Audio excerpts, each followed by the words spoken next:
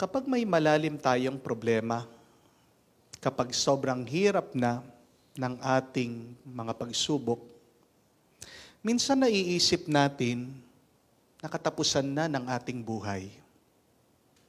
O kung hindi naman, iniisip natin na tapusin na ang ating buhay dahil sa sobrang lungkot.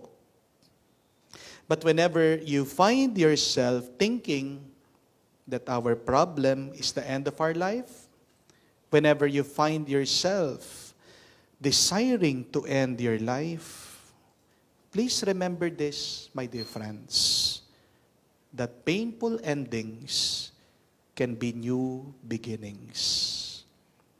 New beginnings can be disguised sometimes through our painful endings.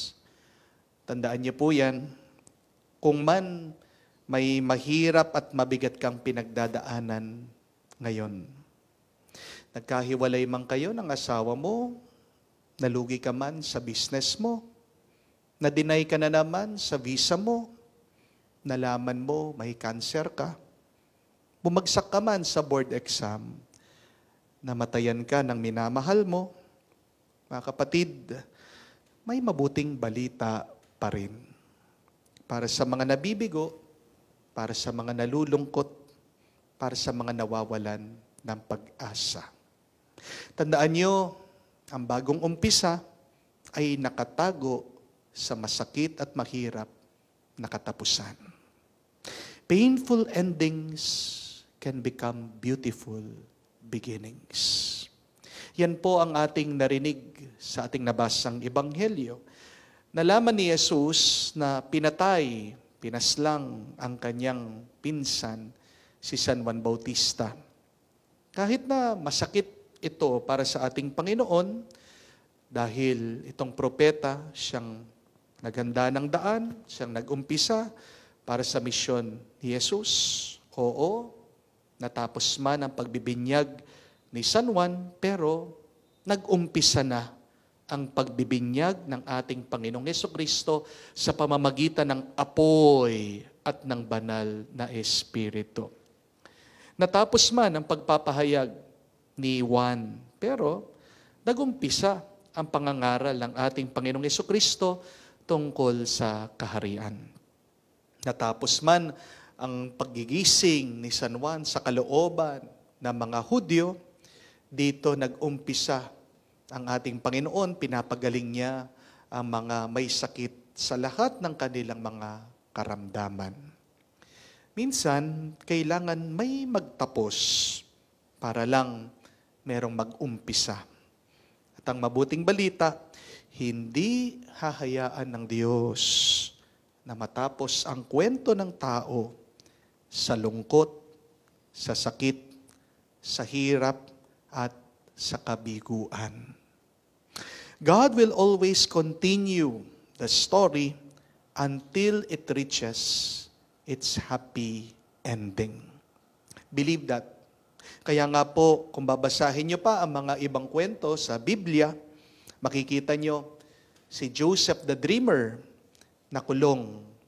Pero bandang huli, nung nakalaya siya, naging kanang kamay pa siya ng hari ng Pharaoh. Matatandaan nyo, si Job, nasa kanya ng lahat, nawala din ang lahat. Pero dahil sa kanyang katapatan sa Diyos, nung binalik ng Diyos yung mga nawala sa kanya, doble-doble pa. Sobra-sobra pa. Si Jesus, na alam natin, pinatay sa krus. Pagkatapos ng 3 araw, siya'y nabuhay muli. Mga kapatid, ang mga pagtatapos ay isang binhi o buto para tumubo at mamunga ang tagumpay mo. Kaya nga, kung ikaw ay nasasaktan, magpatuloy ka lang. Kung nalulungkot ka, magpasalamat ka. Kung nahihirapan ka, umasa ka. At kung malapit ka ng sumuko, manalig ka muli sa Diyos. Don't focus on the end, but please begin again. Don't focus on your pain, but focus on your progress. Hindi ko po alam kung kilala nyo si J.K. Rowling, o hindi ko alam kung narinig nyo na yung libro niya, ang Harry Potter. Baka kung hindi man nyo nabasa, baka nakita nyo na rin o napanood itong istorya tungkol sa isang batang lalaki na wizard pala, isang magician. Noong 1997, dito po unang sumikat ang kwento ni Harry Potter na sinulat ni J.K. Rowling. At magsimula po noon hanggang ngayon, ang kinita na daw ng author na ito ay $7 billion. Imagine that. Napakayaman niya. Sikat na sikat. Pero maaaring hindi nyo alam ang kwento ni J.K. Rowling. Nung daw sinulat niya ang kwento ni Harry Potter, kabe-break lang nila ng kanyang asawa. At sa sobrang lungkot, nakita daw niya ang kanyang sarili na nandun sa isang coffee shop at doon niya inumpisa na sinulat ang kwento ni Harry Potter sa mga tissue lang. Tingnan niyo po yun, mga kapatid. Doon sa pinakamahirap, pinakamasakit na panahon ng buhay nitong manunulat, doon siya nag-umpisa. At dito nagsimula ang kanyang tagumpay. Kaya nga, mga kapatid, huwag mong papatayin ang sarili mo sa lungkot. Oo, hayaan mong sarili mo na magluksa, na umiyak sa mga bagay na nasira at nawala.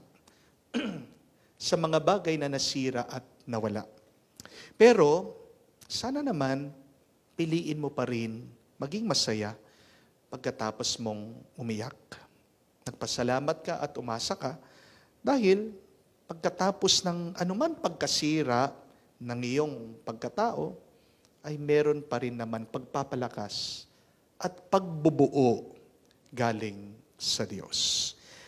Ganyan talaga ang buhay, balanse. Ang kasabihan nga, ang buhay ng tao ay gulong. Umiikot lang. Minsan ikaw ay nasa baba, minsan ikaw ay aakyat din.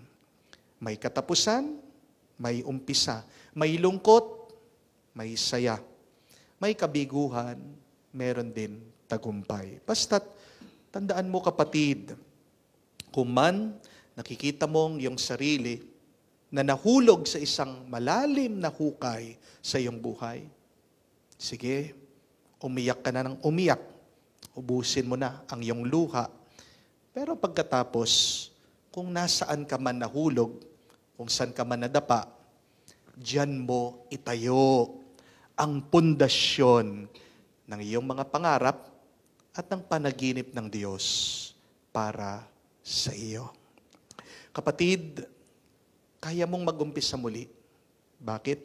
Kasi palagi nating kasama ang Diyos sa ating paglalakbay. Naniniwala tayo, si Jesus, ang ating Panginoon, ang magbibigay sa atin ng panibagong lakas, panibagong buhay, panibagong tuwa. Amen.